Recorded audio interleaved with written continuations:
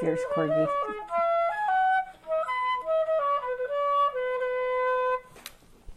Hi, this is Sally Morgan, physical therapist, craniosacral therapist, and Tellington T-Touch practitioner for animals and people. This is Tristan. He's a Corgi. He's being a tough guy today in his flaming bandana because today we're going to continue our talk about dogs and their jobs, and we're going to talk today about guard dogs. And let's start with the Corgi.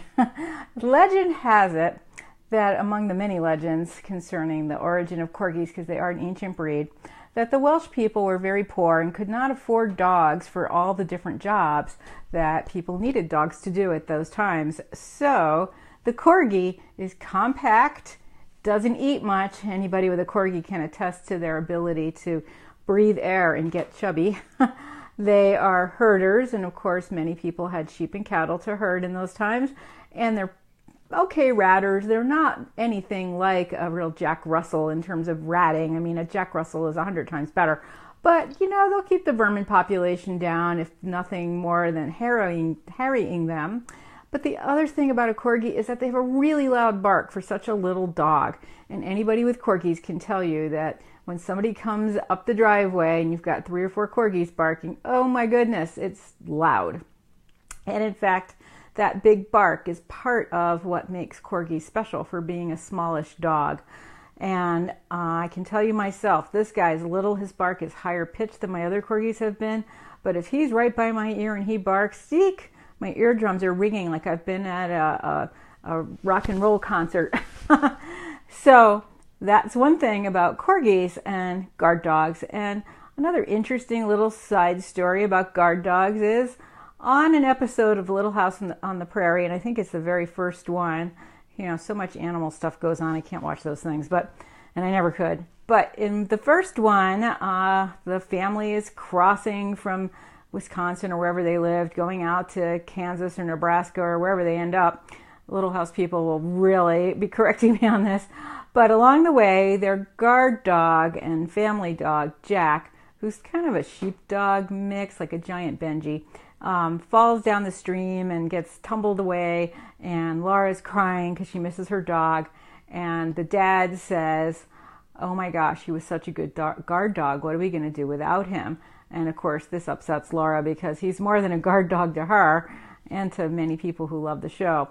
So the interesting thing was that in those times you really needed a dog to help guard you. There were so many things in the unknown as people were traveling across the United States in the early 1800s and even into the mid 1800s between hostile neighbors of any type, people protecting their gold patches, and also all the wildlife of every kind who would not be taking so happily to having people invading their area. In those days, if an animal was hungry and there was food, they hadn't learned much about humans, and so they would just barge right in. So a guard dog was really important to let you know to be on the alert of any kind of incoming threat to your family. So life without a dog would have been really very difficult in those early 1800s times, especially in the West. So guard dogs are really important. And we forget about that job that our dogs have until they're barking at the postal worker. But in fact, dogs for centuries have been bred as guard dogs. And it's a really important part of what dogs do. And some of these breeds have a particular bite so that not only are they threatening sounding and able to warn you of an intruder, but they can also do a pretty good job of protecting you. And lots of these breeds have been used in law enforcement work because of their years of breeding to be instinctively on the alert and ready to protect you or your home in a moment's notice. So we have the Akita, and of course we know about them. They're the Japanese dog. They're incredibly loyal. And there is that great movie about the Japanese dog that was an Akita. Yeah, he was an Akita that mourned for his owner when he passed away for years, laying by the train station waiting for his owner to come home. And they are very, very loyal to their dogs. So to their people. And so Akitas are a really special breed. They're also pretty fierce. If you see one, you should not approach them because they are apt to be very protective of the person they're with. And there are quite a few of them in my area because they're also great northern dogs. But they are really protective of the people they're with. And if you pose any threat to the person with the dog, or that the dog perceives as a threat, you could be in some trouble. Another type of guard dog is the boxer. And of course, boxers now are wonderful family pets, and they're super athletic dogs. I mean, those dogs can jump 3 foot, no problem, and run. They are really built for athleticism with their big chest and lungs and their slim build and their strong legs, except for their smushed in nose, which makes it hard for them to breathe. And that's a big problem with a lot of these bully breeds. But boxers have a very athletic build, and certainly if a bunch of boxers were running after you down a driveway barking fiercely, you would want to get out of the way. And because of their bite, it's hard for them to let go. And I think nearly every person I know with a boxer has pretty much never experienced a boxer bite, even a nip, even with puppies. So they are pretty loyal to their family and not apt to be biting their families. And they've been used in police work in a lot of countries. And they are, of course, now great family pets for the most part. And then we come upon the bull mastiff. This is a great big dog with a lot of droopy skin. They're kind of cute. A lot of people are using them in therapy work because they're pretty laid back. But they, again, were bred for centuries to protect people's homes. And they are a big, strong dog. You certainly wouldn't want to get in the way of a bull mastiff. And then we come to the Doberman Pinscher. I've had Dobermans in my life, and my mom has had Dobermans, and lots of horse people had Dobermans for a number of years. I don't know how popular they still are, but Dobermans are great guard dogs. They are incredibly loyal to their family. Our Doberman, I remember one time when my mom was really giggling hysterically and crying because she was laughing so hard from something my dad was saying, that the Doberman kind of pinned my dad in a corner and growled him. And so, your Doberman can be very protective. And my mother was always very nervous when she had a Doberman. They had a pool in the backyard, and when she was out there, she was always concerned some kids might try to jump the fence and swim through the pool, and that the dog would bite them. And of course, anybody with one of these guarding breeds, you do have to be careful because there's a lot of breed prejudice in the world. A lot of towns don't allow certain breeds of dogs. Sometimes your homeowners goes up with certain breeds of dogs. And so my mom wanted to make super careful that her dog never even scared anybody, let alone nipping them, because in many areas, a dog is only allowed so many bites before they have to be put down. And I have to say, one of the only dogs in the history of my time with dogs that has bitten me is a Doberman. And it was during the time when my mom had her Doberman, and I was working in Harrisburg, Pennsylvania as an agricultural writer. And my boss was cooking steaks on the grill. My new boss, first day of work was the next day. His Labrador was in heat, locked in the basement, and his unneutered male Doberman, it was a kind of a slim little young man. He was trotting around and between the meat and the dog in heat, and me not being afraid of him at all. I probably was not keeping my gaze away from him enough, and plus there was a coffee table between us full of meat and cheese. Well, that Doberman really out of nowhere just jumped up and started to attack me and ate a piece of the end of my nose. So there was blood everywhere, and it was a big scene, and he had sadly bitten several other people, including a Miss Pennsylvania contestant, and done tremendous damage to her face. And she had known him since he was a puppy, and he was just becoming aggressive. So that was the end of that dog, sadly. But, you can't afford to have a dangerous dog in your home. It's just, you never know who's coming in, or if you're injured and the EMTs come in and you're on the floor, you don't want your dog to keep the EMTs away from you when you need life-saving assistance. So as much as Dobermans have this reputation, and my experience with them has been kind of mixed, They are big, kind of wimpy dogs. My sister's Dobermans have all been just sort of scary of things, intimidated by the cats and the Corgis, and they're great barn dogs. They love being outside, and they're not so much barkers. They are more kind of stalking, and they will bark, as they get closer to the intruder or whatever they're chasing. But they are not as much barkers as some of these other guard dog breeds are. And I love Dobermans. They come in great colors. They're super, again, athletic, built similar to the Boxer with a big chest and lungs. Their noses are long and pointy like a lot of the Sighthounds. And they are, of course, great family pets, and lots of people love Dobermans to this day. Great Danes were, in fact, built as guard dogs initially, bred to be guard dogs.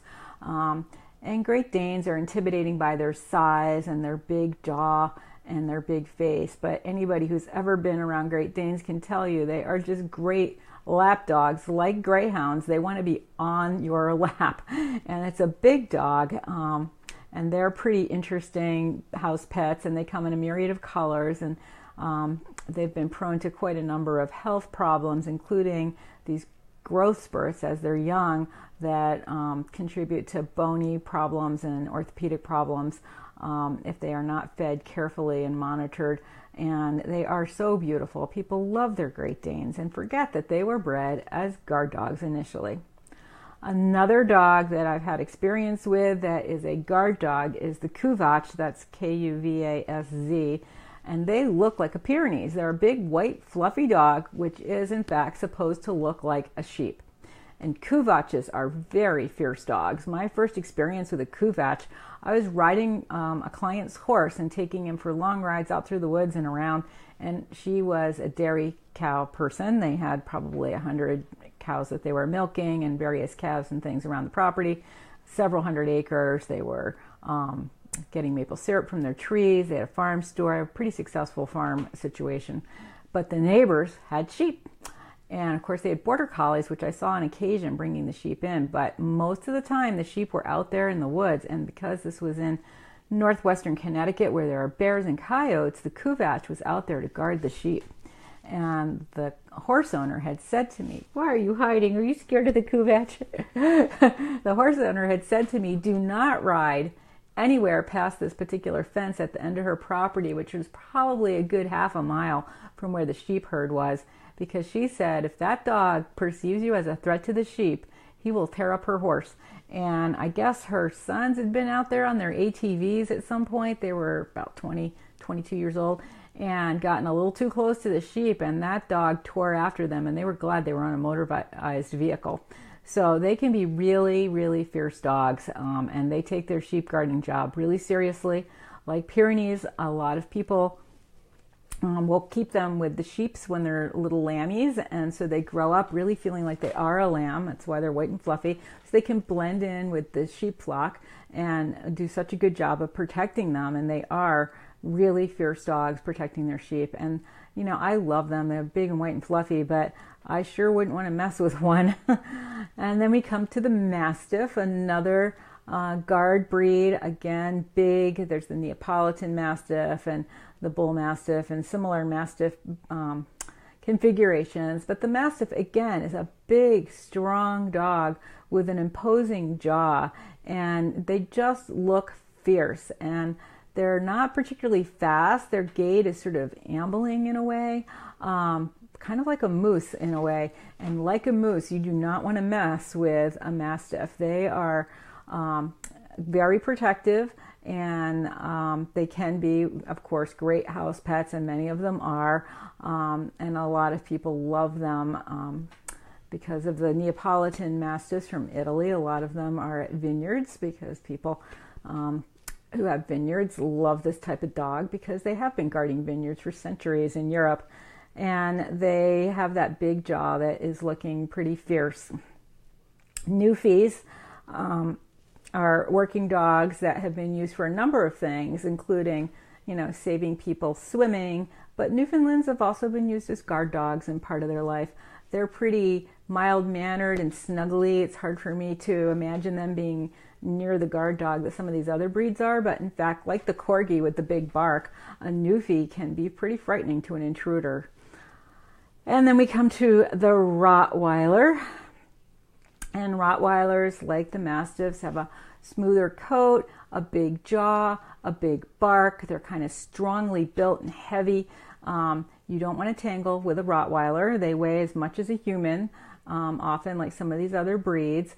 And they tend to be a little more barky and a little more athletic than like the Mastiffs. They're shaped a little bit more like a Doberman. But again, this is a breed that has been bred for centuries to be guard dogs. And so to that end, they're fairly protective of their people. Of course, we all know the stories of Carl the Rottweiler, the children's books about what a great dog he was and how friendly he was and great with children. And certainly lots of Rotties are great family pets. My sister has had a temporary Rottie, and her husband, I think, had was that dog a Rottweiler when they first met? No, it was a Great Dane maybe? I don't know. It was a great big dog. But my sister has had to rehome some Rottweilers for people. And in fact, one of the great stories of a Rottie she had for a while, who's just mellow, kind of like the Dobermans, but Rotties, unlike Dobermans, are a little less stealthy. You're pretty aware when they're pretty mad at you. And Dobermans, if you don't know dogs well, you might not know when they're mad at you. So this Rottie ended up going to live near DC with a woman and her husband who was in the military, and he was deployed for some amount of time soon after they got the dog, and she just loved the dog. He was a great dog. He was kind of a small Rottie. And what happened was somebody broke into their apartment, and that dog saved her life and really kept her from being injured and having her things stolen, and pretty well injured the intruder. And she loves that dog and has him to this day. I'm sure by now he's probably passed on because he was already getting to be middle-aged. Tristan, I don't think you're going to be able to balance there. So anyway, Rotties can be really protective and loyal to their people, especially with intruders into your property or your house. And I know people that have had 10 and 20 Rotties, they're breeders, and you just get mobbed by them when you come in the yard. But because they're such good breeders and such good dog trainers, you're totally safe when you're in there with the crowd of Rotties. I've never felt threatened by a Rottie, and lots of people love them because they are pretty snuggly dogs, and yet they still have that imposing look that will make people nervous about your house and coming in as an intruder. And in fact, in law enforcement, one of the rules is that if you have a dog, a barking dog at your house, that you have a lower chance of being burgled or having an intruder make their way into your house. So some of these breeds, like the Rottie, have a really big bark and will keep people from coming into your house. And even the constantly barking little Tristan here, whenever anybody's in the driveway, is enough to deter someone because he really is so loud. You can hear him outside because the house is wide open, tall ceilings, really echoes his bark and makes it sound like there's 6 dogs in here. And so if I were someone considering which house to break into, I would go to the quiet house back in the woods. I would not go to a house with a barking dog. And a Rottweiler surely would not be a dog anybody would want to tangle with unless they had to. And then we come to the Schnauzers. And the Schnauzers have been bred for law enforcement activities in Europe for a long time. People in Germany love their Schnauzers and have used them for military and police work for centuries. And certainly the Schnauzer is built a lot like the Boxer without the smushed nose. And they do a similar thing to Boxers. Schnauzers tend to paw with their front legs like a Boxer, which got its name from doing that. And they've got that slim waist and the big chest cavity to hold lots of room for lungs and running. And some of my mom's standard Schnauzers have been really athletic dogs that have run with people who run 10 miles a day. Not her, other people have borrowed them. And Schnauzers can be good guard dogs. Now they are not known to be like a fierce dog. Like, in fact, one of the reasons my mom has a standard Schnauzer is because they have a pretty low possibility of biting someone, and they are also known to be loving and affectionate to people and be good therapy dogs. However, a Schnauzer in their original breeding was to be a guard dog, and like the Boxer and some of the dogs that are related to the Schnauzer. And certainly a giant Schnauzer, like the Bouvier, is a pretty fierce looking dog. If you get one of them angrily barking at you and running down the driveway, a dog that weighs 100 pounds like that, you're not going to want to hang around that house too long.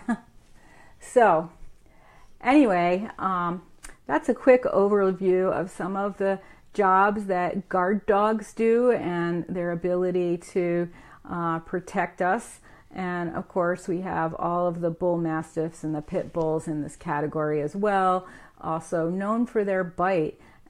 Because they don't let go, and it's hard for them to let go because of the way they bite. And so, of course, you do not want to go into a house that has one of these if you are an intruder or someone, meaning harm to the owner of that dog. And a lot of these guard dogs are still being used for their original purpose of guarding. I know a lot of people who are runners, women runners, who have one of these breeds of dogs to run with them just to make sure that they're safe. And, it's great for the dog and great for you to have a guard dog with you. I, of course, prefer this short and portable Corgi with a big bark. So that's, again, an overview of some of the jobs that dogs have. We'll be wrapping up this series tomorrow, and then we'll be driving down to New Jersey Friday in some kind of a snowy thing. So we might actually do conversations with a Corgi earlier that morning. Before I hit the road, and then I'll be in New Jersey over the holiday, so look forward to the blurry screen because the phone and the Wi-Fi down there are not that good of friends. And then we'll be back here next week. So we'll see you tomorrow at the regular time for our final, actually it's the second to the last wrap-up of Dogs with Jobs, which started way long ago with therapy dogs, emotional support dogs, service dogs, canine good citizens. So we'll have a wrap up on that on Friday. Thanks for joining us today. Everybody have a great day. Sun is shining. It's fairly warm. It's not raining.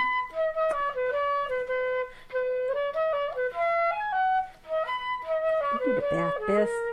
You need a bath.